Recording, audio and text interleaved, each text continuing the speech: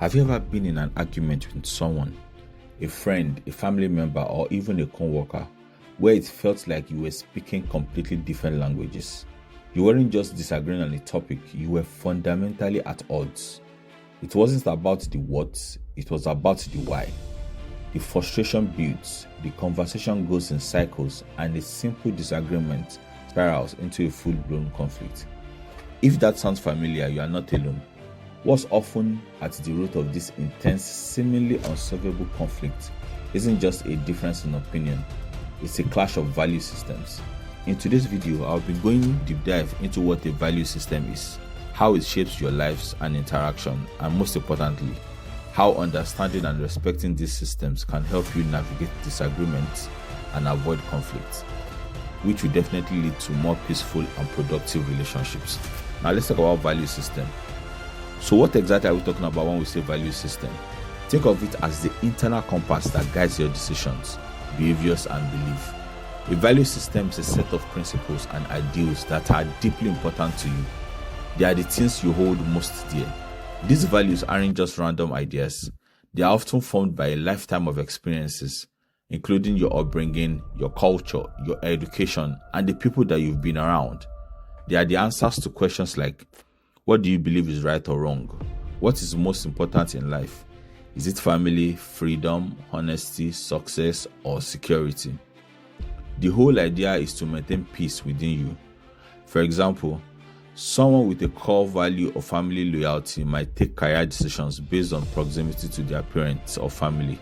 Another person whose core value is personal freedom might prioritize a job that allows them to travel, even if it means being far from their family. Neither person is wrong. They are simply operating from different value systems. Understanding this distinction is key. Conflicts often happen not because one person is bad or wrong, but because their compass are pointing in different directions. Disagreements become conflicts when they touch on a core value.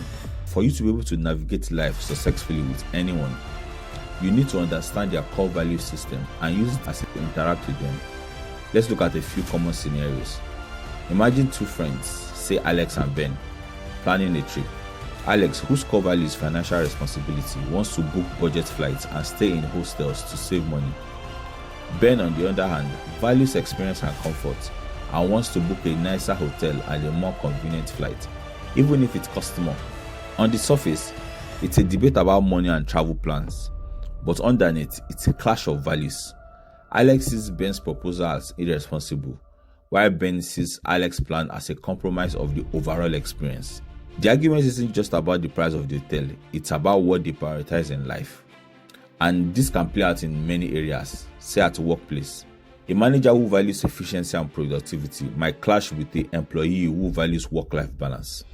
In politics, arguments about social policies often boil down to conflict between values like individual liberty or collective responsibility.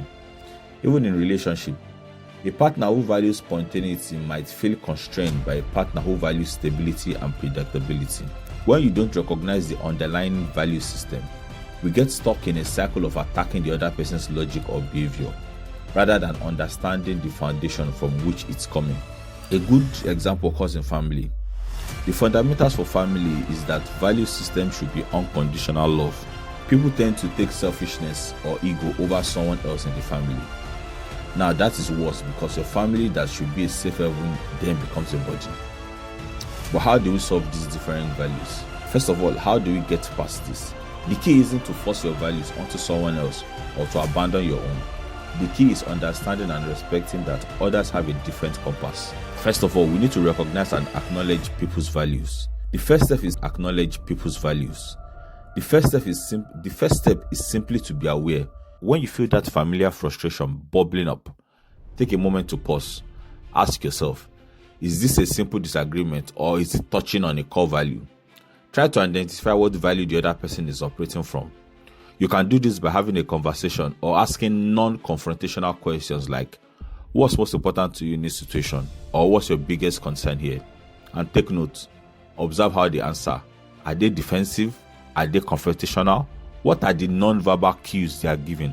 Sometimes it can take more than one discussion or just spending time with them to really understand. The next step is to practice empathy. and not be judgmental. Empathy isn't about agreeing with someone's value, it's about understanding why they hold them. You don't have to adopt their point of view, but you can see the world from their perspective.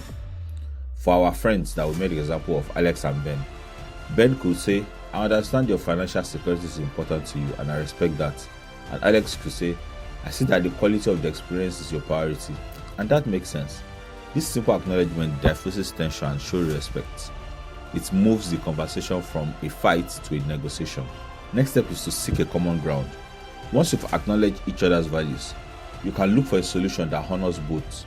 For Alex and Ben, this might mean a compromise, staying in a slightly nicer hostel or booking a more convenient flight while looking for deals on activities to save money elsewhere. The goal isn't for one person to win, but for both to feel heard and for a new solution to emerge. This approach works because it shifts the focus from who is wrong or right to how you can move forward together, respecting each other's value system. The last step might just be moving on activities with different value system. You deal with people based on the part of your life where your value system align. There are some people you can share leisure time with but not work time with, because you can have the maximum fun with them, but they might slow down your work. Another is that you might be with a business partner who value money over time, while you value time over money. It just won't work. You may have to end up doing business separately and respecting these differences. But there's a caveat. If you don't understand people's value system, it is necessary not to be emotionally invested yet. Before being emotionally invested, let people show who they are and not say who they are. I'll repeat that.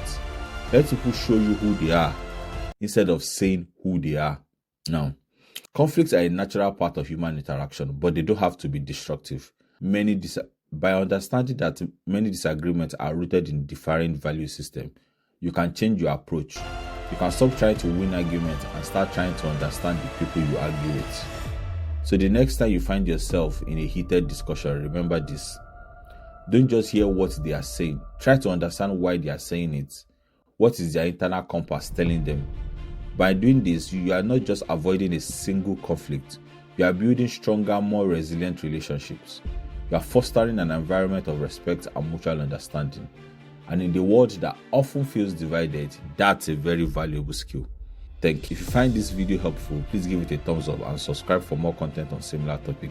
I'd love to hear your thoughts in the comment section. What's a core value you hold dear and how has it influenced your life? Thanks for watching. I'll see you in the next video. I'm Dare Adegbela and I come in peace.